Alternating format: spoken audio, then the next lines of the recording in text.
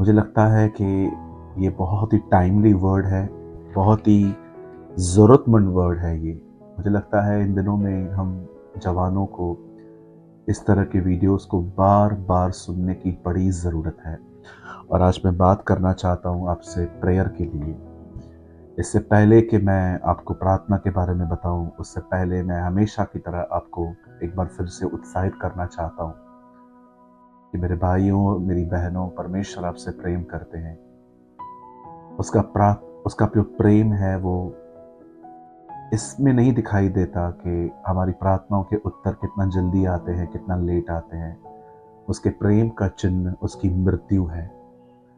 कई बार जब हम प्रार्थना करते हैं और हमें उत्तर मिलता है तो हम समझते हैं कि वो हमसे प्यार करता है, पर कभी-कभी हमें उत्तर नहीं मिलता तो हमें लगता है शायद वो हमसे प्यार नहीं करता। जी नहीं, मैं आप में से हर एक को कहना चाहता हूँ, परमेश्वर का प्रेम प्रार्थनाओं पर निर्भर नहीं है। वो आपसे प्यार करता है क्योंकि ये उसका स्वभाव है, दिस इज हिज नेचर, और वो कभी बदलता नहीं है। अगर आपकी किसी प्रेयर का आंसर नहीं भी आ रहा है, स्टिल ही लव्स यू। वो आपसे अब भी प्रेम करता है। और अगर आप ये सोचते हैं कि अगर वो मुझसे प्रेम करता है तो उत्तर क्यों नहीं देता, तो मैं आपको बताना चाहता हूँ, बहुत सारी बातें जब देर से होती हैं तो उसमें से बहुत बड़ी भलाई निकलती है। खुदा ने कुछ चीज़ें जानबूझ के रोकी हैं ताकि इसमें आपकी भलाई है। वो अब नहीं, लेकिन एक दिन आप ज़रूर समझ पाएंगे। आज मैं बात करना चाहता हूँ उन लोगों के लिए जिनकी प्रेयर लाइफ बहुत ही कमज़ोर है, ख़त्म हो चुकी है, या तो आप देख रहे हैं कि आपके लिए प्रार्थना करना एक पहाड़ की तरह बन चुका है। मैं आपके सामने एक वचन रख रहा हूँ। ये वचन पहला थिस्सलुनीकियों 5 अध्याय के 17 में लिखा है। मात्र 5 अक्षर हैं इसमें। निरंतर प्रार्थना में लगे रहो। बाइबल कहती है निरंतर, बिना रुके प्रार्थना करो। परमेश्वर ने हमें हमेशा घुटनों पर बैठने के लिए नहीं कहा है, लेकिन परमेश्वर चाहता है कि ये हमारी लाइफ स्टाइल है।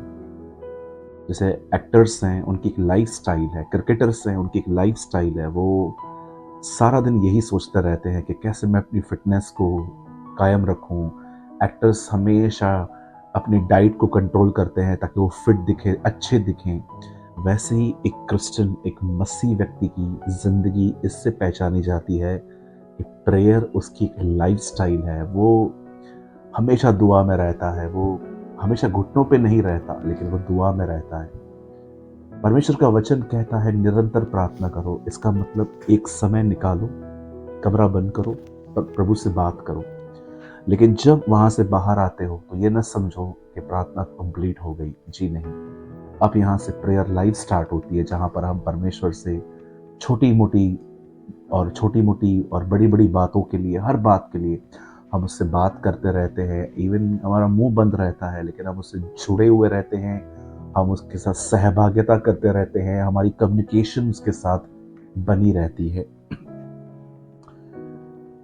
आज बहुत सारे लोगों की लाइफ में प्रेयर लाइफ बिल्कुल जीरो सी हो गई है। कुछ लोगों की जिंदगी में एकदम जीरो, दे नेवर प्रे।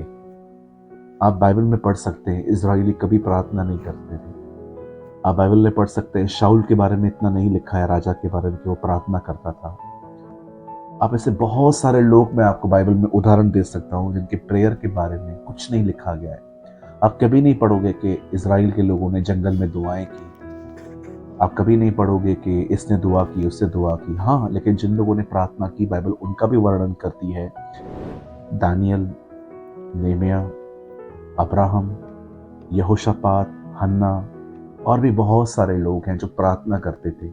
लेकिन मैं कभी कभी सोचता हूँ कि जिन लोगों की जिंदगी में प्रार्थना खत्म सी हो गई है, जीरो हो गई है, डेड हो गई है प्रेयर लाइफ, ऐसा क्यों हुआ है? जब मैंने इसके बारे में सोचा तब पवित्र आत्मा ने मुझे एक बात दिखाई, और वो ये थी कि प्रार्थना इसीलिए कम हुई है क्योंकि प्रेम ठंडा पड़ गया है। बहुत बार आप और मैं परमेश्वर के प्रेम में जब ठंडे पड़ जाते हैं, तब हमारी प्रेयर लाइफ स्लोली डाउन हो जाती है और बोझ सी बन जाती है। लेकिन जब हम परमेश्वर के प्रेम में बने रहते हैं, जब हम जानते हैं कि हमारा खुदा हमसे कैसी मोहब्बत रखता है, कैसे उसने मेरे और आपके लिए अपना बेटा भेजा, कैसे उसने हमारे गुनाहों के लिए मारे खाई, चाबुक खाए, कोड़े खाए, बेइज्जती सहन की, थूके खाई, कीले खाए, उसे नंगा किया गया और उसे वहाँ पर मारा गया और उसने ये सब अलाउ किया अपने ऊपर। जब हम ये जानते हैं, हमारा दिल खुद ब खुद उसके लिए उठा हुआ रहता है। आज मैं आप में से हर एक को, जो मुझे इस समय देख रहे हैं, अगर आप चाहते हैं कि मुझे ब्रदर प्रेमानी मुझे वापस प्रेयर में ग्रो करना है, तो मैं आपको एक बात कहना चाहता हूँ। आप डायरेक्टली अगर प्रेयर में जंप मारेंगे कि अभी से मैं 1 घंटा बैठूंगा, तो मुझे लगता है ये आपको बहुत कठिन और बहुत भारी सा लगेगा। इससे अच्छा है, मैं आपको कहना चाहता हूँ, सबसे पहले आप वर्शिप में ग्रो करिए। वर्शिप में जब हम आराधना करते हैं ना, जब हम प्रभु के लिए गीत गाते हैं, जब हम ऐसे गीतों को गाते हैं जो हमारी आत्मा को छूते हैं, जब हम परमेश्वर की आराधना करते हैं ना, तब पवित्र आत्मा हमारे अंदर परमेश्वर का प्रेम उंडेलता है। रोमियो 5:5 में लिखा है कि आत्मा के द्वारा उसका प्यार हमारे दिलों में उंडेला गया है।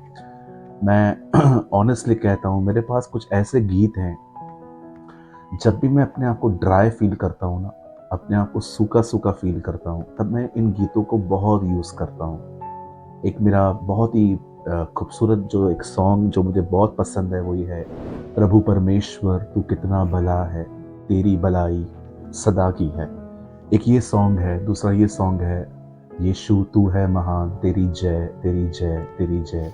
देखिए, ये मेरे लिए है, लेकिन हो सकता है आपकी ज़िंदगी में कुछ और गीत हो। परमेश्वर की आराधना में बढ़िए। जब आप प्रभु की आराधना, उन गीतों को मत गाइए जिन गीतों में कोई मीनिंग नहीं है, जो बिल्कुल बाइबल के आउटसाइड चलते रहते हैं। जी नहीं, हर गीत वर्शिप नहीं होता। बहुत सारे गीतों में तो सिर्फ लोग म्यूजिक को एंजॉय करते हैं, जबकि लिरिक्स कुछ है ही नहीं। मैं ऐसे बहुत सारे गीतों को जानता हूँ जिनको मैं सुनता था और सिर्फ मैं म्यूजिक एंजॉय करता था। जब गिटार बजाते थे, वो पियानो बजाते थे, कीबोर्ड बजाते थे, मुझे वो अच्छा लगता था, लेकिन गीत पे मेरा इतना ध्यान नहीं जाता था। लेकिन जब मैंने वर्शिप की ट्रू मीनिंग समझी कि मैं खुदा के लिए क्या कर रहा हूँ, तब मैंने खुद गाना शुरू किया। मैं आपको कहना चाहता हूँ, अगर आपकी प्रेयर लाइफ बहुत ज़ीरो हो चुकी है, ख़त्म हो चुकी है, अब सबसे पहले प्रभु के गीतों को सुनना शुरू कीजिए। जैसे जैसे आप परमेश्वर की आराधना करेंगे, आराधना करेंगे, आराधना करेंगे, पवित्र आत्मा वापस आपके अंदर परमेश्वर का प्यार उंडेलेगा और उस प्रेम के अंदर वचन को पढ़ें, वचन के साथ बने रहें और फिर प्रेम और वचन में मिलकर वापस प्रेयर करना स्टार्ट करें। इससे वापस प्रेयर लाइफ जो है वो रिन्यू होगी। क्योंकि हम में से बहुत सारे जो लोग हैं, वो वर्शिप को बहुत डीमोटिवेट करते हैं कि वर्शिप इतनी ज़रूरी नहीं है, सिर्फ वचन ही ज़रूरी है। बिल्कुल, मैं मानता हूँ वचन बहुत ज़रूरी है, लेकिन आप वर्शिप को डिनाई नहीं कर सकते, क्योंकि परमेश्वर ने वो रखी है। आराधना परमेश्वर ने रखी है। दाऊद आराधना करता था, क्वायर्स को लेके, गवैयों को लेके। लिखा है, तब गाने बजाने वाले 187, सैमुएल में कहाँ लिखा है, वो 187 गिने गए। इवन आप पढ़ सकते हैं कि जब यीशु का जन्म होने पर था, तो स्वर्गदूतों की एक टोली आराधना कर रही थी। यीशु ने सामरी स्त्री से कहा कि अवश्य है कि हम उसकी आराधना आत्मा और सच्चाई से करें, और इब्रानियों में भी लिखा गया है, तुम अपने मुंह से स्तुति रूपी बलि चढ़ाओ। इट मीन्स वर्शिप करो। प्रकाशित वाक्य गीतों से गूंजता है, रेवलेशन का बुक, जहाँ पर स्वर्गदूत हर कोई उसकी आराधना करता है।